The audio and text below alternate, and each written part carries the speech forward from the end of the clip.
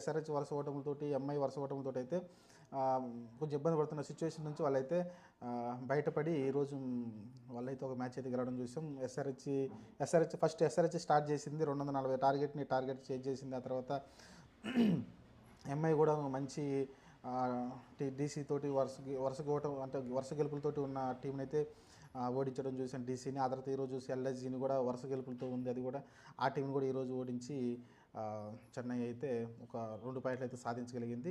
చూద్దాం మరి ఇంకా ముందు జరిగే మ్యాచ్లు ఏం జరగబోద్దో. అలానే నెక్స్ట్ ఎస్ఆర్హెచ్ మ్యాచ్లు కూడా ఎంఐతో ఉండబోతున్నాయి.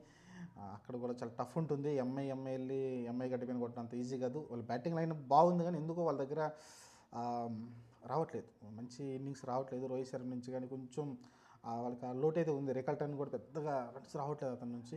వాళ్ళకి క్లియర్గా ఆ టాప్ ఆర్డర్ అయితే ఇబ్బంది పెడుతుంది. మిడిల్ ఆర్డర్లో పర్లేదు, తిలక్ వర్మ వాళ్ళు అయితే, సూర్యకుమార్ యాదవ్ కొంచెం పరుగులు అయితే చేయగలుగుతున్నారు, హార్దిక్ పాండే వీళ్ళైతే. కానీ టాప్ ఆర్డర్ మీద రోహిత్ శర్మ, రికల్టన్ కూడా కొంచెం చేస్తున్నా కూడా ఆ పెద్ద నాకులు రావట్లేదు అతని నుంచి అయితే. చూద్దాం మరి ఏం జరగబోద్దు.